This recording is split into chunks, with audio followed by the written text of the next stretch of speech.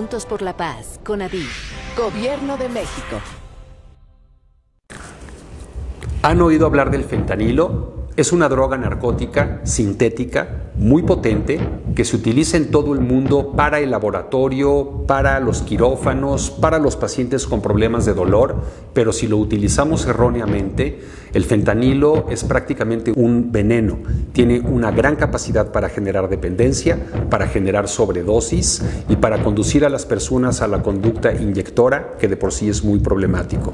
Hay que defender el uso del fentanilo para la medicina y abatirlo por completo como droga lúdica en la población general.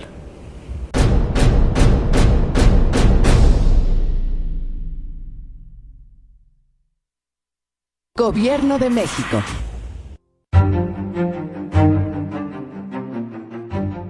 Las metanfetaminas, o también conocidas como cristal, son una sustancia de abuso que se ha distribuido ampliamente en nuestro país. El cristal o metanfetamina es una sustancia que por el precio cada vez es más barata porque se produce rápidamente, normalmente se hacen en laboratorios clandestinos, pero en México sabemos que hay un aumento. Esto propicia que el consumo se incremente y como es muy barato y como aumenta la actividad física y el estado de alerta, se consume cada vez más y más y más para trabajar, para hacer jornadas muy largas o cuidar a la familia o tener más horas manejando o para combinarla con otras sustancias.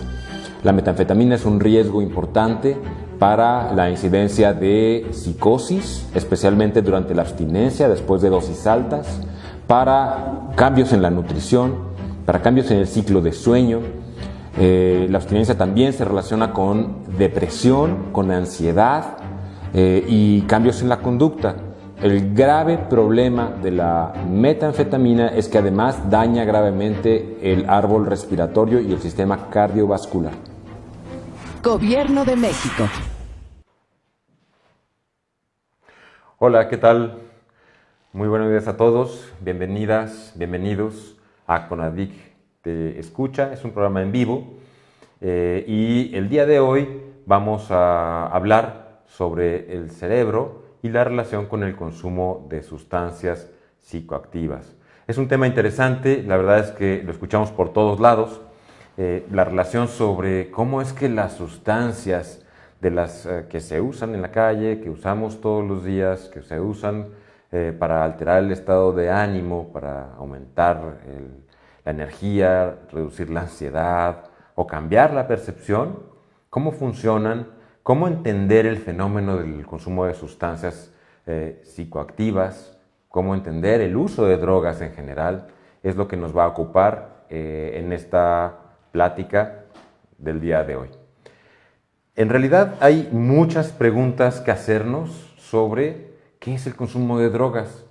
La verdad es que llamamos drogas o sustancias a las sustancias que tienen actividad sobre el sistema nervioso central. Y a estas sustancias les llamamos sustancias psicoactivas. Las sustancias son en sí elementos inertes que no tienen vida ni actividad propia, pero cuando entran en acción, en interacción con nuestro organismo, particularmente sobre el tejido del sistema nervioso central, es cuando nos interesa más sus efectos. Pero antes de profundizar sobre esto, quiero poner un contexto muy general sobre qué hay sobre el uso de sustancias psicoactivas o sobre el uso de drogas, ¿no? Porque el término consumo o uso de drogas representa una mezcla muy compleja de conceptos, de ideas, de problemáticas. Hay muchas preguntas científicas que nos hemos hecho, hay temas legales, hay dilemas morales y muchas otras. No es posible que entendamos o que estudiemos la biología que subyace a los efectos de las sustancias psicoactivas sin considerar siempre efectos como la psicología de las conductas que están relacionadas al consumo, las influencias sociales que tenemos sobre el consumo de estas sustancias, sobre las drogas, y las reacciones que hay, tanto individuales como colectivas, relacionadas con el consumo de drogas. Y también quiero hablar de algunos principios generales que es muy importante tener en cuenta. En primer lugar, es que el uso de una sustancia no necesariamente es abuso.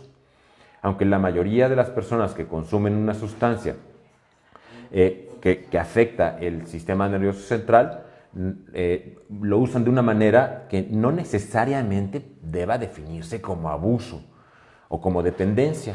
Hay un montón de definiciones que vale la pena revisar de a qué nos vamos a referir con uso, abuso y dependencia. La verdad es que afortunadamente la mayoría de las personas que tienen contacto con alguna de estas sustancias no tienen en realidad un problema que podamos llamar abuso o dependencia. También es importante considerar que de cada sustancia, de cada fármaco, de cada droga, vamos a llamarle droga o fármaco o cualquier sustancia que tiene acción sobre el organismo. Y me voy a referir especialmente a las sustancias psicoactivas. Entonces, consideremos que aunque una persona busca un efecto de una sustancia psicoactiva como relajarse, como mantener el estado de alerta o producir o acentuar un estado de euforia, ¿no? de gozo, al consumir una sustancia, definitivamente no es el único efecto que tiene. La mayoría de las sustancias tienen muchos efectos. Algunos efectos pueden ocurrir en el sistema nervioso central, pero otros tantos en otros órganos, ¿no? Por ejemplo, vamos a considerar qué ocurre si una sustancia que nos ayuda a relajarnos actúa en muchos sitios del cerebro que son mediadores de la regulación de la ansiedad o de la alerta o del estrés, pero también puede tener acciones sobre la coordinación motora. Este es el caso del alcohol, por ejemplo, ¿no? Que reduce la ansiedad, pero a cierta dosis tiene actividad sobre la coordinación motora, o sobre el estado de alerta, o sobre la velocidad para responder a situaciones, sobre los reflejos. Entonces, bueno, ya tenemos dos elementos importantes. Uno, que el uso no es abuso siempre, que cada fármaco, cada sustancia tiene múltiples efectos. Ojo, no siempre son los que se busca como el efecto primario o quien lo está consumiendo. Otro elemento más a recordar es que los efectos de las sustancias psicoactivas, de las drogas psicoactivas, están enormemente influenciadas por la historia personal de aquel que las consume y por las expectativas del usuario. Esto lo han llamado como set and setting. O sea, ¿cuál es el efecto de mi estado mental sobre el efecto de la sustancia? O más bien, la sustancia va a depender en sus efectos de mi estado mental, pero también del contexto, del setting.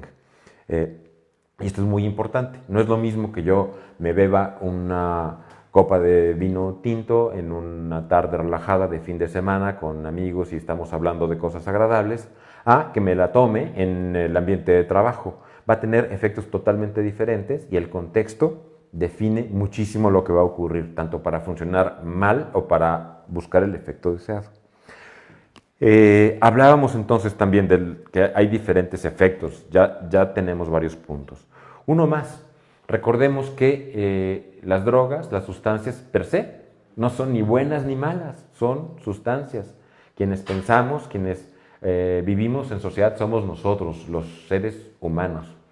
Por lo tanto, no podemos decir que haya drogas buenas o malas, ¿no? Más bien, la relación que tienen o que tenemos todas las personas con las sustancias psicoactivas es la que tenemos que evaluar, si puede ayudarnos o si está deteriorando algunas de las funciones que tenemos. Todo esto es muy importante de tenerlo en mente. Y bueno, recordemos, las acciones de las sustancias en el sistema nervioso central tienen que ver con un elemento importantísimo. El cerebro y en general el sistema nervioso central, entendido como todos los componentes que están en el cerebro y algunos de sus accesorios, funcionan tanto químicamente como eléctricamente. Y en el nivel eléctrico, pues funcionan dando disparos eléctricos que ocurren a partir de un cambio en los electrolitos, en los iones que hay dentro de las células. Y este cambio es muy delicado. Muchos neurotransmisores son los que van determinando cómo es que se va a modular los disparos de estas neuronas. Si se hacen más rápidos, si se hacen más intensos, si se hacen más lentos, si se hacen más prolongados, si deben adaptarse o no. Y para esto, nuestro cerebro estamos dotados de neurotransmisores, de un sistema de comunicación en el sistema nervioso central basado en algunas sustancias que es en donde actúan la mayoría de las sustancias psicoactivas. Estas sustancias, al actuar en estos receptores, tienen efectos cambiando la actividad eléctrica de muchas de estas neuronas. Y estos efectos ocurren a diferentes niveles, tanto en el sistema nervioso central, esto es en el cerebro, a niveles de pensamiento, de transmisión y procesamiento de información o de memoria o de percepción, tanto como el sistema autonómico. Y tenemos que tener muy claro que estos efectos pueden ocurrir en ambos sistemas. El sistema nervioso autónomo es el que regula el tono muscular, es el que regula el movimiento visceral de los intestinos, es el que nos permite regular el tono muscular para mantener la postura erguida, la coordinación, los reflejos, la frecuencia cardíaca, la presión arterial. Por lo tanto, tenemos que tener en cuenta que algunas sustancias pueden tener efectos en estos elementos, en el tono muscular, en la coordinación, en la presión arterial. Por lo tanto, son elementos que tenemos que tener en cuenta siempre. Y bueno, hablábamos de los neurotransmisores en el sistema nervioso central. En este sistema hay vías químicas especializadas que se manejan con neurotransmisores. Los más importantes de ellos, que los habrán escuchado, son la dopamina, la acetilcolina, la norepinefrina y la serotonina, entre otras tantas. Hay sistemas opioides también. Y las estructuras cerebrales en el cerebro son clave para cada una de estas funciones. Por ejemplo, para la dopamina, la función de focalizar la atención, de aumentar la energía, de poner todo el sistema nervioso al servicio de una tarea específica, ocurren con este neurotransmisor. La acetilcolina es un neurotransmisor que está más bien dedicado al control musculoesquelético, pero también para la memoria, por ejemplo. La norepinefrina para mantener acciones de manera sostenida, y la serotonina tiene que ver con el sueño, tiene que ver con la regulación del ánimo, tiene que ver con conductas como evitación del daño. Por lo tanto, las sustancias, la mayoría de las sustancias que se usan de manera recreativa o para alterar el estado de ánimo, tienen efecto en la mayoría de estos neurotransmisores. Hay un neurotransmisor muy importante que es el GABA y glutamato. El GABA es el más importante de los neurotransmisores inhibitorios. GABA viene de ácido gamma aminobutírico y es el sistema con el que, a través del cual tiene sus efectos, por ejemplo, el alcohol. El alcohol actúa sobre los receptores de GABA, inhibe por las regiones del cerebro, en primer lugar las que son inhibidoras, ¿no? Las frontales, produce desinhibición, pero también interactúa con mecanismos de memoria y con mecanismos de ansiedad. Es muy importante entender esto porque todos los sistemas de neurotransmisión tienden a adaptarse.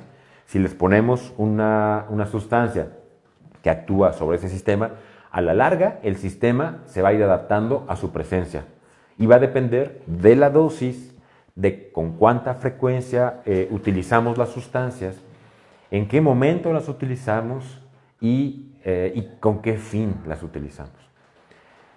Les quiero comentar ahora que se ha dividido a las sustancias psicoactivas en diferentes grupos. Voy a ponerlo de esta manera.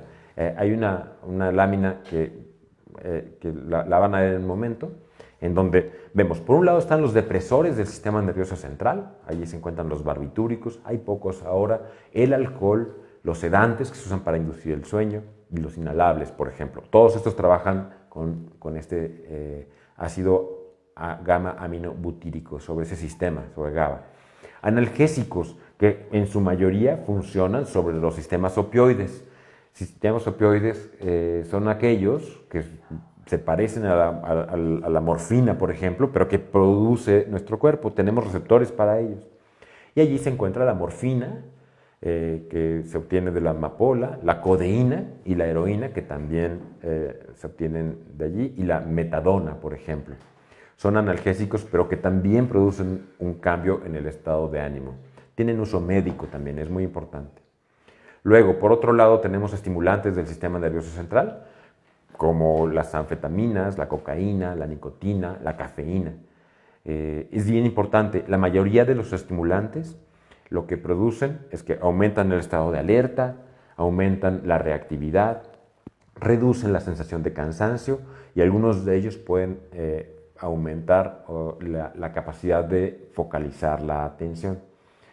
Tienen cada uno de estos grupos sus problemáticas, los vamos a mencionar brevemente, pero me interesa hablarles de los grupos de sustancias. Luego están las sustancias alucinógenas o alucinógenos, que ahora les hemos llamado también de otra manera, se les llama enteógenos, se les ha llamado sustancias psicodislépticas, y ahí está la mescalina, el LSD, el PCP, el éxtasis o MDMA, y se ha colocado allí también la cannabis por mucho tiempo. Muchos de estos, aunque se había asumido que no tenían ningún uso médico, ningún uso como terapéutica, ahora sabemos que el potencial de muchos de ellos para tratar estados depresivos, para tratar ansiedad, existe.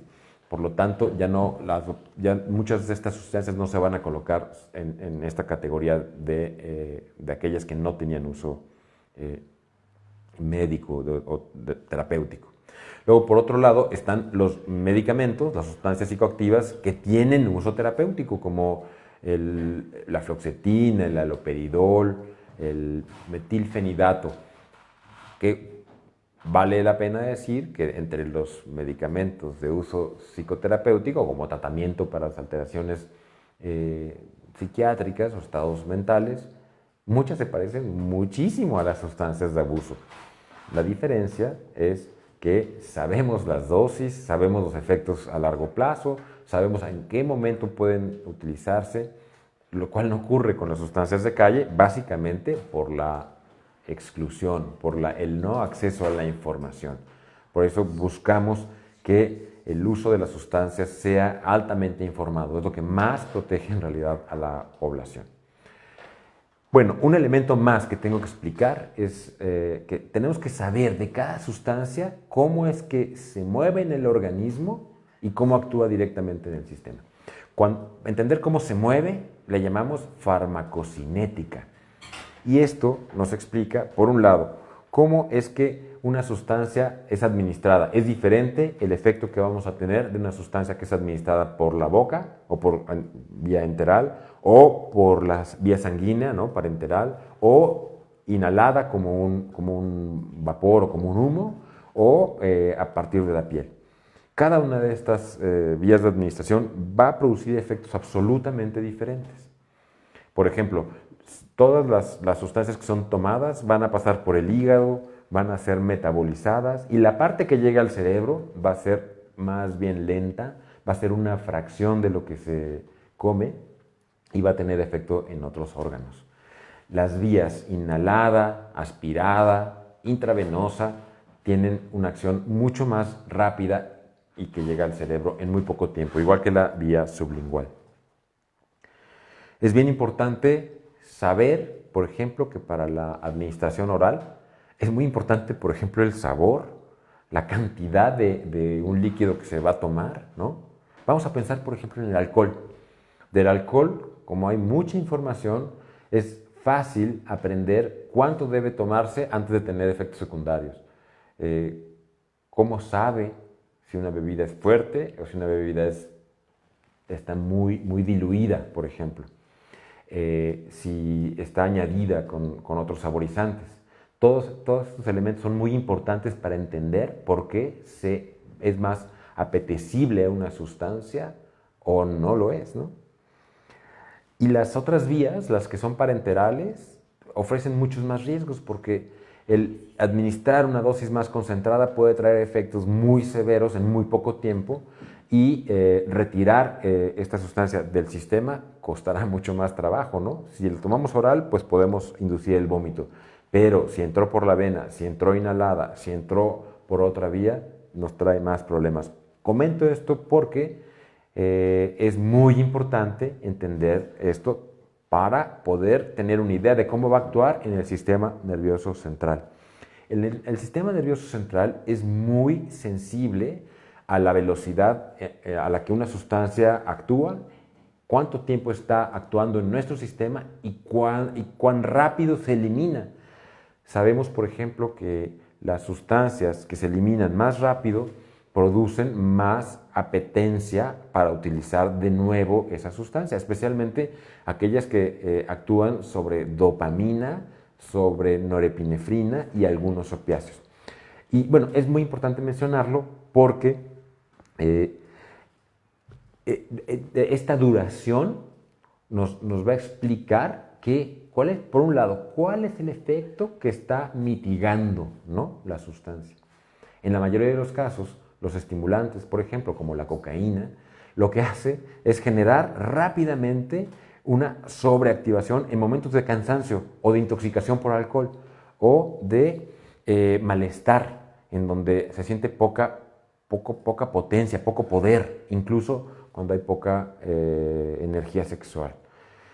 Desde luego que inducir este efecto a niveles del cerebro que son muy arcaicos, muy viejos, que operan instintos, fuerza, capacidad de reacción, pues ese es el efecto. Si dura muy poquito, probablemente estando en un contexto en donde se busca tener más actividad, más reacción, vamos a tener necesidad de utilizar de nuevo una dosis. Eso conlleva a un estado en donde probablemente se asocie con estarlo usando repetidamente, ¿no? Y eso es un componente psicológico que finalmente refuerza el uso de una sustancia. Y acordémonos, siempre el contexto es importante. Si esto además gratifica porque quien lo está usando está en un ambiente social en donde tener energía para bailar, tener energía para estar haciendo actividad sexual o erótica o de cortejo, pues claro que es una gratificación muy fuerte, ¿no?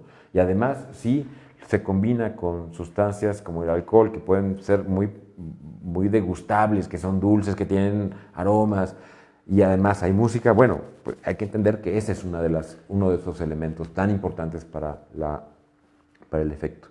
Bueno, ahora, hay que hablar de algo muy importante y es cómo es que las sustancias actúan básicamente mejorando el estado de ánimo. ¿Quién consume una sustancia para sentirse mal? La verdad es que nadie. Nuestro cerebro no está hecho para sentirnos mal. El cerebro está hecho para buscar cómo nos adaptamos al medio. Entonces, el uso de una sustancia, la mayoría de las ocasiones, es porque quien la usa busca adaptarse a una situación.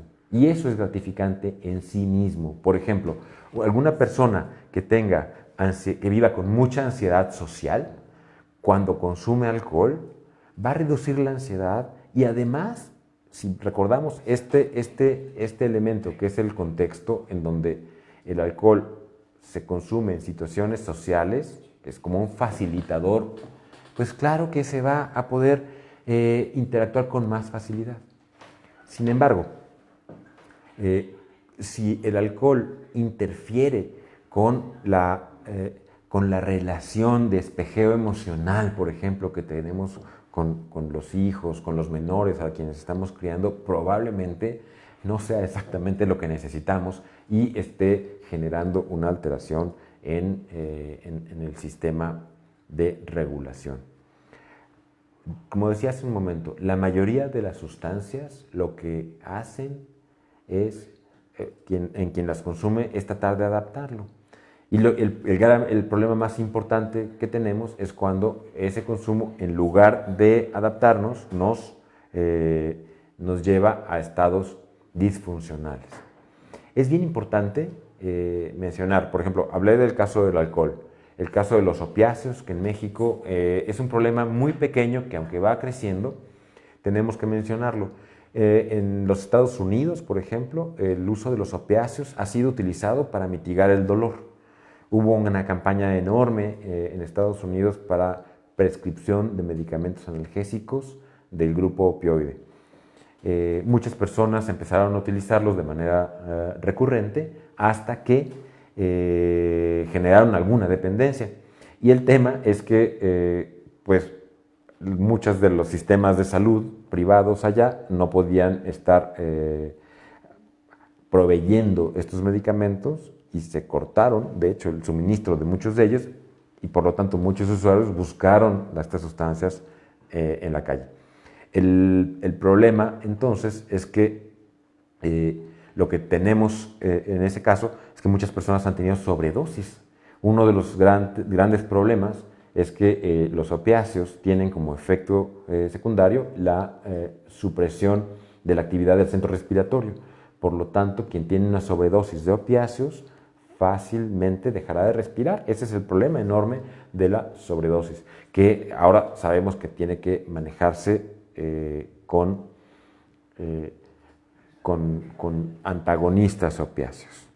Bueno, ¿qué pasa? ¿Qué cambios ocurren en el cerebro? Voy a llegar a este último punto con el uso de las sustancias. En realidad, lo que ocurre con el uso de las sustancias es que cuando el ambiente en el que vivimos está empobrecido, cuando no hay situaciones, elementos que nos generen relevancia, que nos interesen, ¿no? Si no tenemos actividades deportivas, actividades sociales, actividades culturales, lo que se va volviendo relevante es el consumo, porque mitiga, por un lado, una condición de dolor, de aburrimiento o de baja energía, o de falta de capacidad para integrarnos a actividades y, por lo tanto, nos adapta y nos maladapta al final. Vale la pena mencionar que, por ejemplo, en el caso de los estimulantes, en el mundo, la mayoría del consumo de estimulantes ocurre para poderse adaptar al ritmo de trabajo, al ritmo de estudio. Ocurre en lugares en donde hay trabajo en maquiladoras, por ejemplo, y la única manera de lograr hacer 1 o 2 turnos es utilizando estimulantes. O estudiantes que empiezan a usar anfetaminas para poder desvelarse y estudiar 3 noches seguidas, ¿no? Esto lo vemos en estudiantes de medicina, bueno, en todo el mundo. Pescadores nos han platicado cómo para poder mantener haciendo inmersiones y sacar más ostras, más productos del mar en menos tiempo, cuando vienen los barcos extranjeros y venden a buen precio este producto, pues consumen estimulantes para poder hacer muchas inmersiones. El problema acaba siendo que se hacen problemas de descompresión. Y así, entonces, lo que quiero explicar con esto es que la mayoría de las sustancias primero son consumidas en la búsqueda de adaptarse a una situación, y entonces tenemos que identificar cuáles son las situaciones a las que la persona que ha consumido trataba de adaptarse. Afortunadamente, en la mayoría de los casos, si entendemos esta conexión entre a qué me traté de adaptar, tanto al trabajo, al ambiente social, al ambiente familiar, usando una sustancia, es posible ayudar desde antes de que haya un problema importante. Eso es lo que más nos importa. Y recordemos una cosa, el abuso, el consumo de sustancias en realidad trae problemas, afortunadamente, en pocas personas. Digamos que de cada 10, una tendrá problemas importantes con el consumo de sustancias. Varía un poco para cada grupo de ellas. Este tema de qué tan relevante resulta el mundo en el que estamos le hemos llamado el efecto de los ambientes enriquecidos. Los ambientes enriquecidos, resulta que en estudios animales, los ambientes enriquecidos en donde se ponen juguetitos todos los días y los ratones están resolviendo problemas, resulta que cuando se exponen a sustancias, al final las sustancias no les son relevantes, ¿no? Y este mismo fenómeno podemos verlo en los humanos.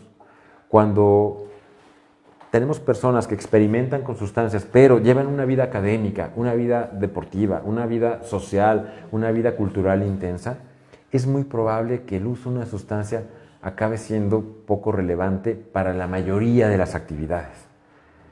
Y si vemos quiénes tienen más problemas con el uso de sustancias, son aquellos que han visto sus ambientes personales empobrecidos, paulatinamente empobrecidos. Y pienso que es muy importante que tengamos claro esto. El cerebro se construye socialmente, lo construimos desde que nacemos, casi hasta que nos morimos, a partir de nuestra interacción social, de nuestra interacción individual, pero sobre todo, cómo es que interactuamos con los demás, a partir de elementos culturales, sociales, y cómo vivimos nuestro cuerpo. Por lo tanto, no debemos olvidarnos de que las sustancias no son moléculas que actúen y dominen a una persona de forma automática, sino que interactúan con toda nuestra capacidad de producir mente, de construir el cerebro, con todos estos niveles. Y esta es la parte luminosa. Construir el cerebro significa que nuestro cerebro tiene plasticidad, que podemos adaptarnos a muchas otras cosas, podemos crear. Así es que cada vez que hablamos de los problemas relacionados con sustancias y cómo es que las sustancias lo alteran, afortunadamente tenemos algo todavía más potente, que es nuestra actividad social, nuestro enriquecimiento cultural y afortunadamente entender que el cerebro se modifica con cada una de nuestras actividades, con cada una de las pasiones que ponemos sobre nuestro trabajo, nuestro estudio y nuestra cultura, nuestras prácticas culturales que son importantísimas. Muchas de ellas modifican el cerebro de una manera mucho más potente que como lo hacen las sustancias.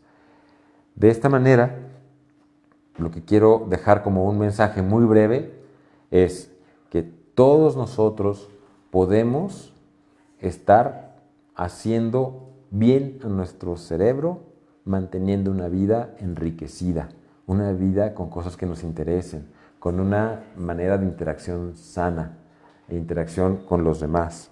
La capacidad que tenemos para actuar con los demás es uno de los elementos más importantes para modificar el cerebro. Recuerden, las sustancias tienen mucho más efecto en aquellos que se van aislando, que van quedando excluidos de la sociedad. Finalmente, la capacidad que tenemos para conectar con los demás, para entender las emociones de los demás, es mucho mayor que lo que las sustancias en general hacen con las personas. Entonces, tenemos que considerar siempre cómo es que interactuamos con los demás. Nuestra mente la construimos así.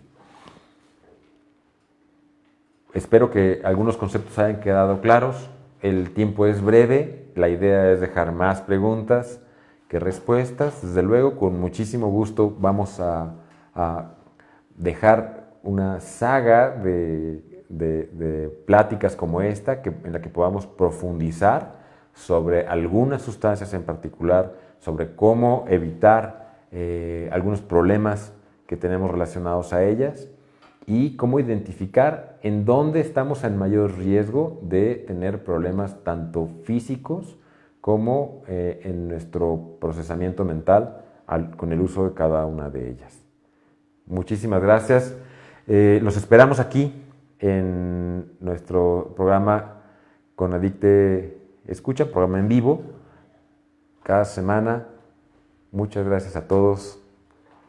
Esperamos sus comentarios y síganos, por favor, en las redes sociales.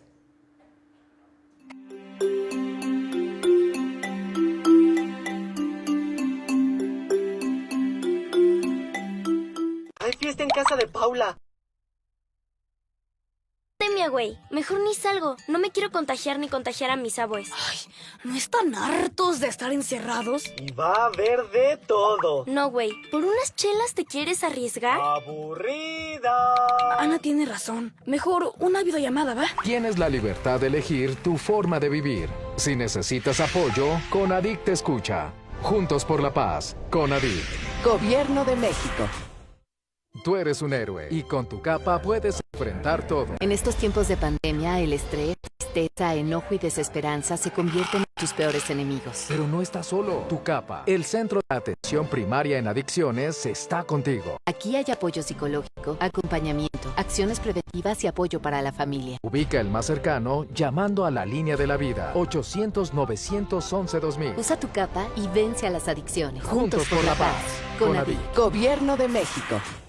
En los últimos años ha aumentado el número de mujeres que sufren problemas de adicción y la pandemia ha complicado aún más la situación. Si no te sientes bien, si crees que necesitas un escape, no estás sola. En Centro de Atención Primaria en Adicciones hay apoyo psicológico, acompañamiento y asesoría. O llama a la línea de la vida, 800-911-2000. No apagues tu vida. Usa tu capa. Juntos por la paz. Conadic. Gobierno de México.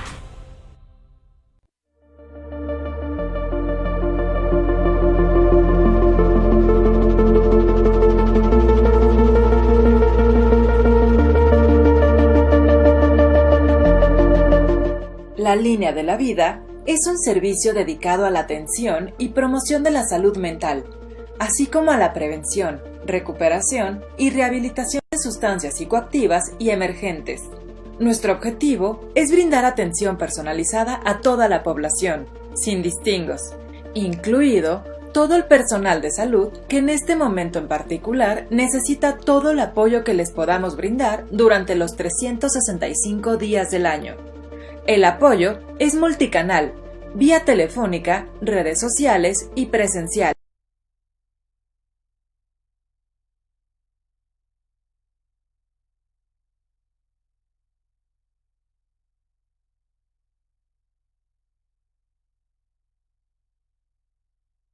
Gobierno de México.